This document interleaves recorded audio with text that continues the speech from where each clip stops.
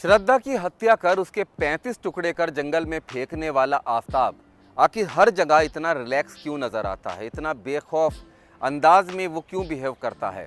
इस राज पर से पर्दा उठ गया है और ये पर्दा किसी और ने नहीं, खुद आफताब ने उठाया है।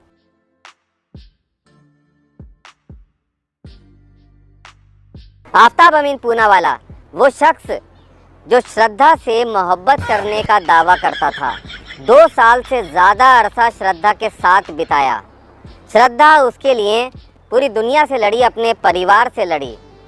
वो मोहब्बत करती थी आफताब से, इसीलिए आफताब की तमाम हरकतों को, उसकी बुराइयों को नज़रअंदाज करती रही। लेकिन बदले में आफताब ने क्या किया? आफताब ने श्रद्धा की साजिशन हत्या की, उसके शरीर के टुकड़े टुकड़े किए, उसका हाथ काटा, उंगली काट के अंगूठी निकाली, हथौड़ी और कील से उसके सिर के टुकड़े किए, उसके शरीर को छिन भिन करके जंगलों में अलग अलग जगह पर फेंक दिया। फिर आखिरकार एक दिन आफताब दिल्ली पुलिस की गिरफ्त में आ गया। टेक्निकल एविडेंसेस के आधार पर आफताब को गिरफ्तार कर लिया गया। लेकिन जब दिल्ली पुलिस की गिरफ्त में आफताब आया और उसकी पहली झलक नज़र आई, तब एकदम वो रिलैक्स नज़र आया। उसने पुलिस को मुस्कुराते हुए और हंसते हुए बताया कि उसने श्रद्धा की हत्या कर दी, उसके टुकड़े जगह जगह फेंक दिए हैं। जब पुलिस उसे महरौली के जंगलों में लेकर पहुंची तो वहां पर भी वो मुस्कुराता। अगर आप भी एक अच्छे इंसान हैं और अपने तिरंगे से प्यार करते हैं तो इस वीडियो को लाइक करिएगा, चैनल को सब्सक्राइब करिएगा, कमेंट में जरूर बताइएगा कि ये वीडियो आप किस साइड से देख रहे हैं। नजर आया, एक बार भी ऐसा नहीं लगा कि वो डरा हुआ हो। कोर्ट रूम में भी वो रिलैक्स नजर आया। यहाँ तक कि जब उसका पॉलीग्राफ टेस्ट हुआ, उसका नार्को टेस्ट हुआ, वहाँ पर भी उसने बहुत कॉन्फिडेंस से तमाम सवालों के जवाब दिए और एकदम रिलैक्स मोड में मुस्कुराता हुआ नजर आया। और जब तिहाड़ जेल पहुंचा तब तिहाड़ जेल के अधिकारियों का कहना था कि ऐसा नहीं लगता कि आफताब पहली बार तिहाड़ जेल में आया हो। यहाँ पर आराम से नॉर्मली वो रह रहा है जैसे यहाँ पर हमेशा से रहता रहा हो। वहाँ पर शतरंज खेलता है, नॉवेल पढ़ने के लिए मांग रहा था, जो खाना है उसमें इंटरेस्ट ले रहा था कि टाइमिंग क्या होती है, जेल के अंदर कैसे रहा जाता है, जेल के अंदर कैदियों से बातें भी कर रहा था कि चुनाव का माहौल था कि गुजरात में कौन जीतेगा, दिल्ली में कौन जीतेगा। राजनीतिक विशेषज्ञ की तरह बात करके वो लोगों से, जो गार्ड थे, उनके साथ टाइम पास कर रहा था।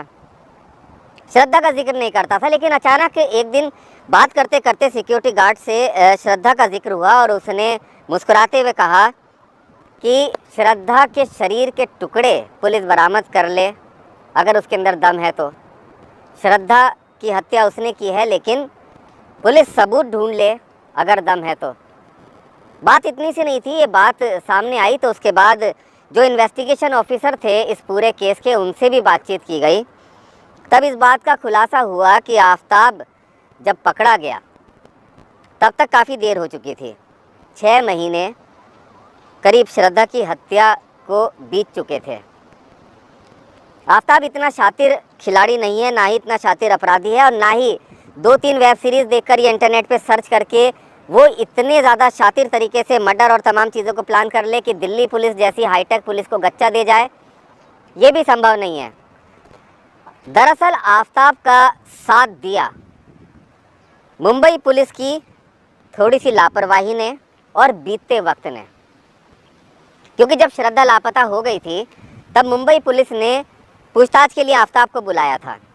लेकिन आफताब ने बड़े कॉन्फिडेंस से तमाम बातें कहीं और कहा कि श्रद्धा चली गई थी 19 तारीख को, इसको छोड़कर उसको नहीं पता कि श्रद्धा कहाँ पर है। मुंबई पुलिस ने भी लापरवाही बरती और इस मामले को ऐसा ही समझा कि एक नॉर्मल सा मामला है, एक लड़की लापता हो गई है, उनको कोई फ़र्क नहीं पड़ता, क्योंकि बहुत ज़्यादा हाई प्रोफाइल ये मामला नहीं था।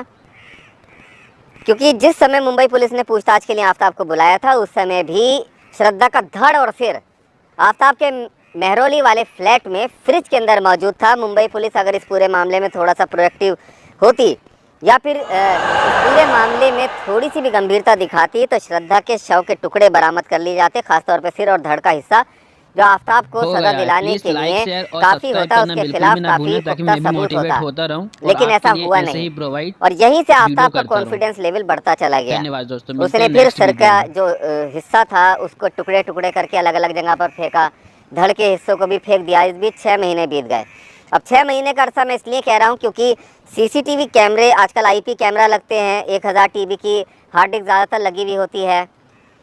अगर किसी जगह पर 6 कैमरे एक ही हार्ड डिस्क से कनेक्टेड हैं तो बहुत ज़्यादा कितना समय लगेगा? 7 दिन लगेंगे पूरी की पूरी हार्ड डिस्क को भरने में। 7 दिन में वो फॉर्मेट हो जाएगी। मतलब ये कि महीने में कम से कम 4 बार वो पूरी जो हार्ड डिस्क है वो फॉर्मेट हो जाएगी। 6 महीने में कितनी बार होगी? मतलब साफ है कि जो पुरानी फुटेज है उसका रिट्रीव करना एकदम असंभव है।